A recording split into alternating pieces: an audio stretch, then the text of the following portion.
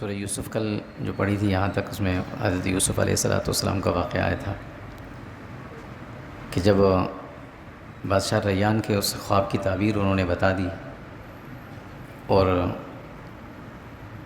انہوں نے انہیں بلایا کہ جاؤ اس قیدی کو جیل سے نکال کر لے آؤ۔ یوسف علیہ السلام نے فوری طور پر ان کی دعوت قبول نہیں کی اور ان سے یہ کہا کہ پہلے وہ جو معاملہ ہوا تھا، وہ جو خواتین کی بات پھیلی تھی جنہوں نے اپنے ہاتھ کاٹے تھے، اس معاملے کا تسویہ ہو جائے پھر میں آؤں گا۔ وہ شخص واپس آیا، اس نے ریان بن اسید جو بادشاہ تھا اس کو ساری بات بتائی۔ بادشاہ نے ان کو بلایا، ان خواتین کو جس میں زلیخا بھی تھی۔ وہ سارے معاملے کی تحقیق ہوئی۔ زلیخا نے خود اپنی زبان سے اقرار کیا کہ غلطی ساری میری تھی اور میں نے اپنے آپ کو بدنامی سے بچانے کے لیے یوسف علیہ السلام کو بے گناہ جیل میں ڈلوایا تھا۔ میں اپنی غلطیوں کی اقرار بھی کرتی ہوں، مانتی بھی ہوں۔ بادشاہ نے ان سب کو ڈانٹ ڈپٹ کرنے کے بعد یوسف علیہ السلام کو بڑی عزت اور اکرام سے جیل سے بلوایا۔ یوسف علیہ السلام جب جیل سے نکلنے لگے تو نہا کر نیا لباس پہنا، تمام قیدیوں سے ملے اور پھر وہاں سے رخصت ہو کر بادشاہ کے پاس آئے۔ جب بادشاہ کے پاس پہنچے تو یوسف علیہ السلام نے ان کو سلام کیا۔ اس زمانے میں ان لوگوں کی جو زبان تھی وہ عبرانی زبان بولتے تھے۔ یوسف علیہ السلام نے عربی میں سلام بھی کیا، عربی میں کچھ بات کی، عبرانی میں بھی بات کی۔ تو بادشاہ بڑا متاثر ہوا ان سے، انہیں بٹھایا اپنے پاس اور پھر ان سے کہا کہ مجھے وہ خواب جو میں نے دیکھا تھا، جس کی تعبیر آپ نے بتائی ہے، میں ایک مرتبہ آپ کی زبان سے دوبارہ وہ سننا چاہتا ہوں۔ یوسف علیہ السلام نے پوری تعبیر بھی بتائی جو کل جسے گزرے تھی تفصیل، اور جو اس کا حل تھا وہ بھی بتا دیا سارا۔ اتفاقاً یہ وہ دور تھا کہ اس میں جو مصر کا جو وہ وزیر اعظم تھا قطفیر، اس کا انتقال ہو چکا تھا۔ بادشاہ نے یوسف علیہ السلام سے پوچھا کہ یہ جو اتنا مشکل مرحلہ آئے گا، اس میں ہم نے کرنا کیا ہے؟ میں تو یہ معاملہ سنبھال نہیں سکوں گا، پھر تو کون آدمی ایسا موزوں لگتا ہے کہ جس کو میں اس عہدے پر بٹھاؤں، خزانے پر، وزارت خزانہ اسے دوں، جو سارے کام کو صحیح طریقے سے چلا بھی سکے۔ یہ جو قحط پڑے گی تو بڑی مشکل ہو جائے گی میرے لیے، میں تو نہیں چلا پاؤں گا ملک کو۔ یوسف علیہ السلام نے تھوڑی دیر کے لیے نظر دوڑائی تو کوئی ایسا موزوں شخص نظر نہیں آیا ان کی نظر میں۔ تو یوسف علیہ السلام نے اپنے آپ کو پیش کیا کہ آپ مجھے یہ ساری ذمہ داری سونپ دیں، انی حفیظ علیم، میں اس سارے خزانے کی حفاظت بھی کروں گا اور کیسے خرچ کرنا ہوگا اس کو جانتا بھی ہوں، میں کروں گا۔ بادشاہ نے کہا ٹھیک ہے، فوری طور پر نہیں دیا، اپنے ساتھ رکھ لے یوسف علیہ السلام کو شاہی اس میں محل کے اندر۔ اب ان کا رہنا سہنا پورا بادشاہ کے ساتھ ہی رہا۔ 1 سال تک یوسف علیہ السلام ان کے ساتھ رہے، بادشاہ دیکھتے رہے ساری چیزوں۔ اس 1 سال کے عرصے میں یوسف علیہ السلام نے بہت سارے معاملات بھی دیکھ لیے تھے، اور وہ جو بادشاہ کو بتایا گیا تھا کہ کسانوں کو خوب سہولیات دینی ہے اور ان سے کہنا کہ جتنا زیادہ ہو سکے غلہ پیدا کریں، وہ کریں، کاشتکاری کریں، اور جو غلہ آئے گا ان کے پاس رکھنے کی جگہ نہ ہو تو ان سے مناسب داموں خرید کر قومی خزانے میں جو اپنا وہ بنائے ہوئے ہیں اسٹور بنے میں رکھ لیں۔ یہ کام بھی شروع کر دیا تھا۔ 1 سال کے بعد بادشاہ نے اپنے وہ کابینہ کا اجلاس بلایا، پورا تمام وزراء جتنے بھی لوگ تھے سب کو جمع کیا، اور بڑی ایک محفل منعقد ہوئی جس میں تمام رؤسائے مصر موجود تھے۔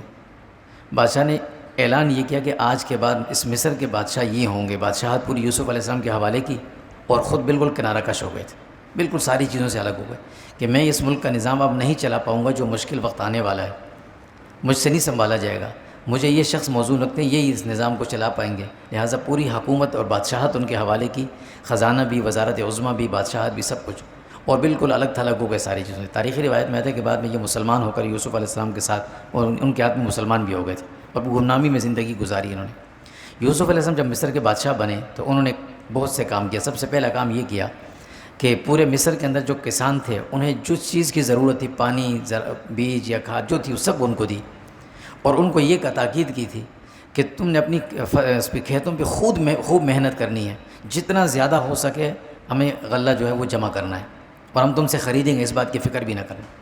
چنانچہ 7 سال تک یوسف علیہ السلام نے یہ محنت کی، اور 7 سال میں اتنی فصلیں ہوئیں کہ مصر کے لوگوں کے گھر بالکل بھر گئے، گھروں میں رکھنے کی جگہ نہیں تھی، کسانوں کے، عام لوگوں کے، جو بچتا تھا وہ بادشاہ یوسف علیہ السلام خرید کر ان سٹوروں میں جمع کرتے تھے، وہ سٹور بھی بھر گئے۔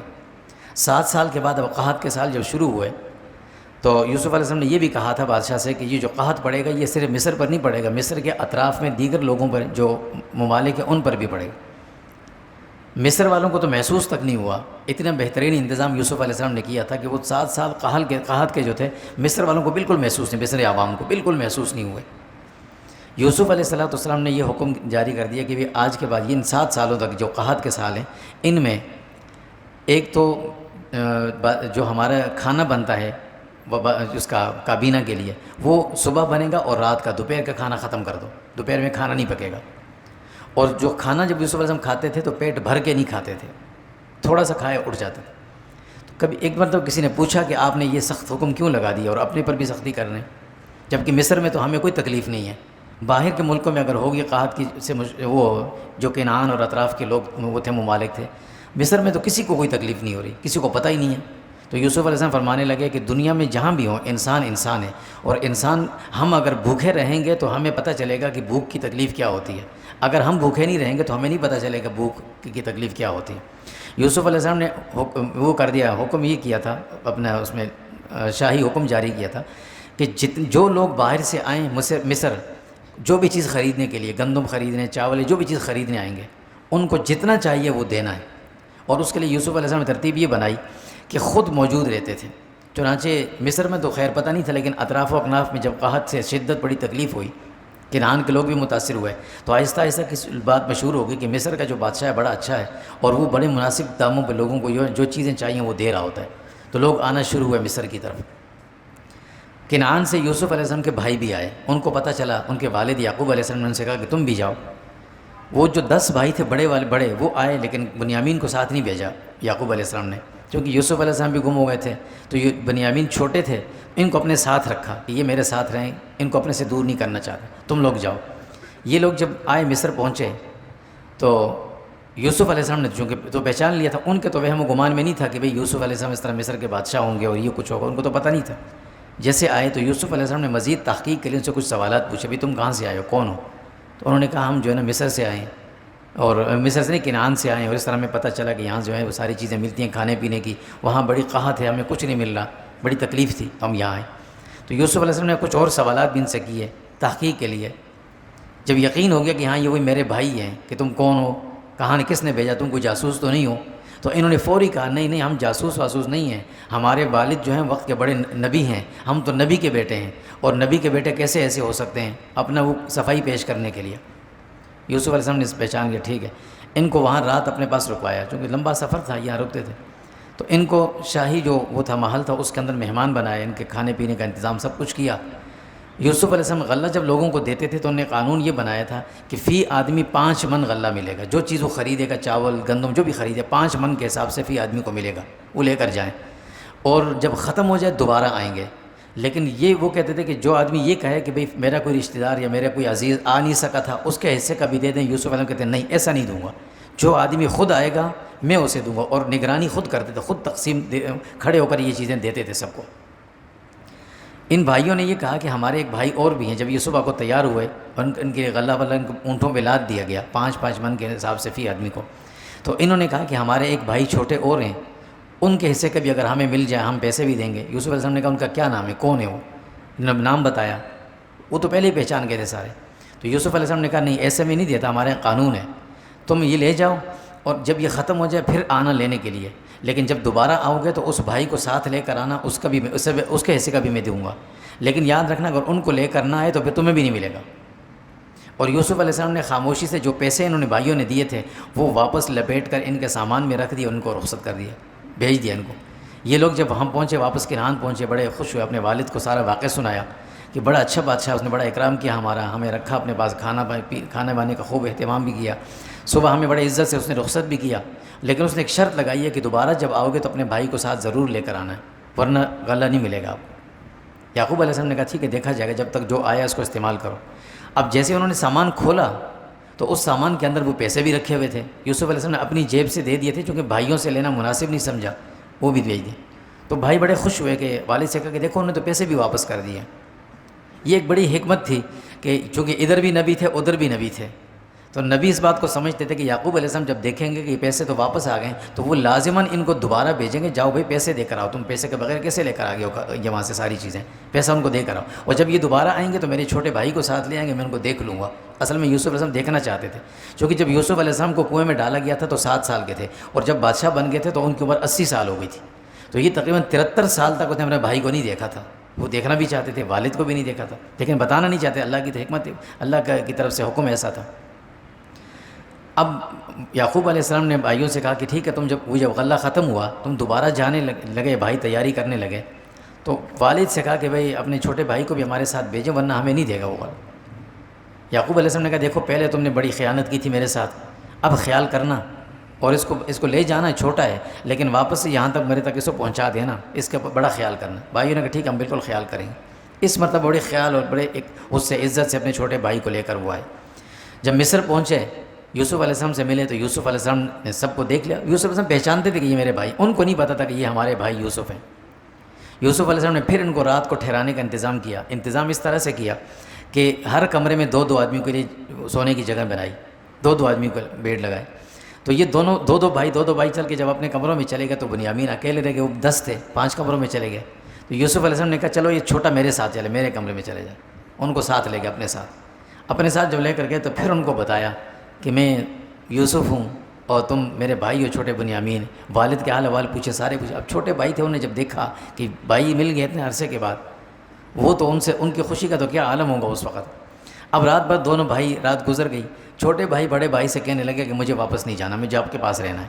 اب یوسف علیہ السلام کو سمجھا رہے تھے کہ دیکھو میرے ساتھ بھی یہ مسئلہ ہوا ہے، اللہ کی طرف سے مرضی ہے، اللہ کی حکمت ہے، جب اللہ حکم کریں گے تو میں انشاءاللہ مل لوں گا، لیکن میری وجہ سے والد پر کتنی تکلیفیں آئی ہیں وہ تم نے ساری بتا دی، تمہیں دیکھا بھی، وہ رو رو کے ان کی آنکھوں کی بینائی ختم ہو چکی ہے، بینائی ان کی ختم ہو چکی تھی، لیکن تم ایسا کرو تم چلے جاؤ، تمہاری موجودگی والد کا ایک سہارا ہے، تم بھی رہ گئے تو ان کا زندگی خطرے میں پڑ جائے گی۔ بہت بھائی کو سمجھایا، انہوں نے کہا نہیں مجھے جانا ہی نہیں کسی صورت میں، مجھے رہنا ہے۔ یوسف علیہ السلام نے کہا پھر میں تمہیں کیسے روکوں، میں کیا کہوں تمہیں، کوئی ایسا ہیلہ بناؤں؟ تو ان نے ہیلہ یہ بنایا، وہی جو یعقوب علیہ السلام کی شریعت کا تھا، وہ ہیلہ بنایا کہ ایسا کیا کہ سب بھائیوں کے لیے انہوں نے جو صبح غلے کی بوریاں بھری تو اپنے چھوٹے بھائی بنیامین کی بوری میں کچھ چیزیں رکھ دیں اپنی، ایک پیالہ تھا یا پتہ نہیں کیا چیز، پیالے کا ذکر آتا ہے، پیالہ تو اس کے اندر رکھ دیا، سامان بند کر دیا، اس کو بتا دیا تھا کہ میں کچھ ایسا طریقہ کروں گا، تدبیر کروں گا۔ جب یہ لوگ جانے لگے، ان کو رخصت کر دیا یوسف علیہ السلام نے، یہ جب شہر مصر سے باہر نکلے تھوڑا دور تو پیچھے ڈھونڈنے لگے بھائی وہ بادشاہ کا پیالہ کہاں ہے، شاہی پیالہ جو رکھا تھا وہ نہیں مل رہا، تو کسی نے کہا کہ شاید یہ وہ جو ابھی لوگ آئے تھے جو غلہ لے کر گئے وہ لے کر چلے گئے۔ یوسف علیہ السلام نے کہا اچھا جاؤ ان کو ذرا ان کی تلاشی لو۔ ظاہر ہے بادشاہ کا آرڈر تھا، پیچھے سے پولیس والے بھاگے، ان کو روکا، ان سے کہا تم نے چوری کی ہے۔ اب یہ چوری کا لفظ یوسف علیہ السلام نے نہیں کہا تھا کہ تم چور ہو، یہ ان لوگوں نے کہا، انہوں نے کہا ہم نے تو چوری نہیں کی۔ کہا کیا چیز گم ہوئی؟ کہا بادشاہ کا ایک پیالہ تھا وہ گم ہو گیا۔ انہوں نے کہا بھی ہم چوری کے لیے نہیں آئے تھے، ہم نے چوری ووری کچھ بھی نہیں کی ہے۔ انہیں تو پتہ ہی نہیں تھا بھائیوں کو کہ کیا ہوگا، ایسا کیسا مسئلہ ہے۔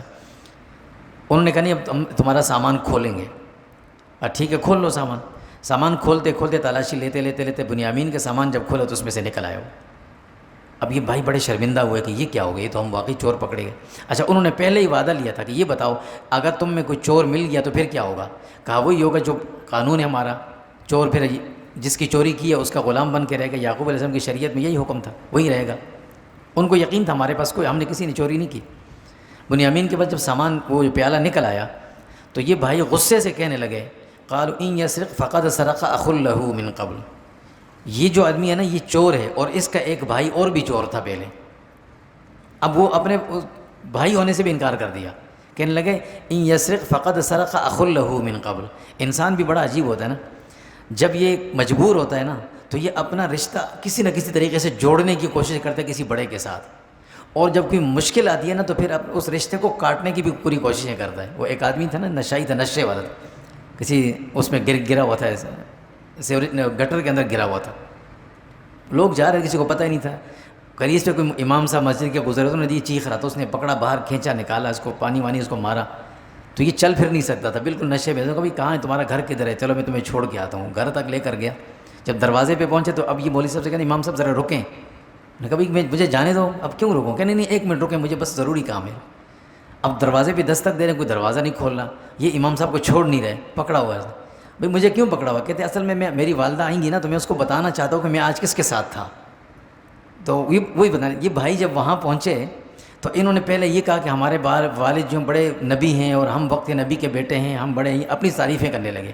اور جب بنیامین کا مسئلہ آیا تو کہنے لگے یہ چور ہے تو اس کا بھائی بھی چور تھا، ہم چور نہیں ہیں، یہ کہنے لگے. تو اب یوسف علیہ السلام نے کہا ٹھیک ہے جو تو بات تم نے کی ہے کہ اب بنیامین کو چھوڑ دو، یہاں پر یہ چوری پکڑی گئی ہے، یہ میرا غلام رہے گا، تم لوگ جاؤ. اب یہ منت سماجت پہ آئے، کہنے لگے دیکھو ان کا ایک والد، یہ بھی نہیں کہہ رہا کہ ہمارے والد، کہتے ہیں کہ ان کے جو والد ہیں اس بچے کے، اس کے والد بڑے ضعیف ہیں اور رہ نہیں سکتے، یہ ہے وہ ہے، آپ ان کو چھوڑ دیں، ان کی جگہ ہم میں سے کسی کو رکھ لیں. یوسف علیہ السلام نے کہا دیکھو تمہاری شریعت میں کیا قانون ہے؟ انہوں نے کہا ہماری شریعت میں یہ جو چور ہوتا ہے، جو چور پکڑا جاتا ہے، جس کی چوری کی اس کا غلام بن گیا، تم جاؤ پھر چھوڑ دو اس کو. اب باقی بھائیوں کو مشورہ کیا آپس میں، تو جو سب سے بڑا بھائی تھا اس نے باقیوں سے کہا کہ بھئی تم لوگ چلے جاؤ، میں تو اب اپنے والد کا سامنا نہیں کر سکوں گا، میں تو ان کے سے بڑا وعدہ کر کے آیا تھا کہ میں اس کو لے کر آؤں گا، میں یہیں مصر میں رہوں گا، یا تو یہ کہ مجھے بھی یہیں موت آ جائے گی، اور یا میں اس کو یہاں سے رہا کروا کے اس چھوٹے کو لے کر آؤں گا، ویسے میں اب والد کے سامنے نہیں جا سکتا، تم لوگ چلے جاؤ، اور والد کو بتا دینا کہ بھئی اس نے چوری کی تھی، چوری میں پکڑا گیا ہے. ایسے ہی یا جب یہ بھائی واپس پہنچے، کنعان پہنچے، تو والد سے کہا کہ ابا جان ہم ایسے ایسے ہوا گیا کہ بنیامین نے چوری کی تھی، چوری میں وہ پکڑا گیا، بادشاہ نے اس کو اپنا غلام بنا لیا ہے، اور بڑے بھائی جو تھے یہودا وہ بھی وہیں رک گئے ہیں، ہم لوگ واپس آ گئے. آپ کو ہماری باتوں میں یقین نہیں آئے گا، لیکن ہمارے ساتھ جو لوگ گئے تھے ان سے بھی آپ پوچھ لیں. یعقوب علیہ السلام نے جب سنا تو کہنے لگا اب تم نے پھر کوئی مسئلہ کر دیا میرے ساتھ، لیکن چلو اللہ کی مرضی جو ہوگا دیکھا جائے گا. اب اور زیادہ پریشان ہو. اب یہ جو پریشانی یعقوب علیہ السلام کی بڑی، تو اس عرصے میں یہ بھائی ان کو کبھی ڈانٹتے ہیں والد کو اپنے، کبھی سمجھاتے ہیں کہ آپ کتنا روئیں گے، کیا کریں گے، بس کریں، یوسف کو یاد کر رہے ہیں. اب یوسف کو گئے ہوئے زمانہ گزر گیا. خیر کافی دن اس طرح گزر گئے. ایک دن یعقوب علیہ السلام نے ان بھائیوں کو، بیٹوں کو بلایا سب کو، وہ کہا کہ تم ایسا کرو کہ تم جاؤ مصر اور تلاش کرو، بنیامین تو وہیں پر ہے نا، اس کے رہائی کی کوشش کرو، اور شاید تمہیں کہیں یوسف بھی مل جائے، تم جاؤ. اب اللہ رب العزت نے معاملات کو جوڑنے کا راستہ بنایا، اور یعقوب علیہ السلام نے ایک خط لکھا. اس خط کے اوپر نام لکھا کہ اپنا نام لکھا کہ من یعقوب ابن اسحاق ابن ابراہیم، یہ اس کا اوپر نام تھا کہ خدا کی طرف سے، اور لکھا وہ خط مصر کے بادشاہ کے نام. انہیں بھی نہیں پتا کہ بادشاہ میرا بیٹا یوسف ہے. اور یہ لکھا اس میں کہ دیکھو میں نبی ہوں، میرے والد بھی نبی تھے، میرے دادا بھی نبی تھے، میرے والد پر بھی بڑی آزمائشیں آئیں، میرے دادا پر بھی بڑی آزمائشیں آئیں، مجھ پر بھی بڑی آزمائشیں آئیں. میرا ایک بیٹا مجھ سے چھن گیا، گم ہو گیا تھا، دوسرے بیٹے کو آپ نے پکڑ لیا چوری کے الزام میں. نبی کی اولاد کبھی چوری نہیں کرتی. یعقوب علیہ السلام نے لکھا کہ نبی کی اولاد کبھی چوری نہیں کرتی. یہ بچہ تھا کہ کوئی کسی بات میں پھنس کیا ہوگا، آپ مہربانی کریں میرے اس بچے کو رہا کر دیں، چھوڑ دیں، یہ آ جائے. یہ خط بھائیوں کو دیا، بیٹوں کو اپنے، اور ان سے کہا تم مصر جاؤ، لیکن جا کر یہ خط بادشاہ کو دینا.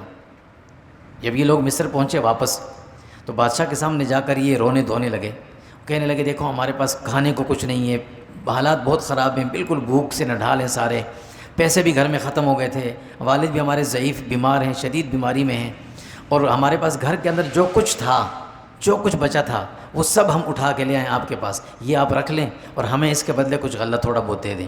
اور دوسرا یہ خط ہمارے والد نے دیا آپ کو، یہ بھی آپ لے لیں. یا یوسف علیہ السلام جب وہ خط پڑھا والد کا، تو ظاہر ہے والد کا خط تھا، یوسف علیہ السلام رو پڑے اور روتے ہوئے کہا کہ دیکھو تمہیں یاد ہے تم نے یوسف کے ساتھ کیا کیا تھا. اب یہ بھائی پریشان ہو گئے کہ یہ آدمی کون ہے، یوسف کا پوچھتا ہے.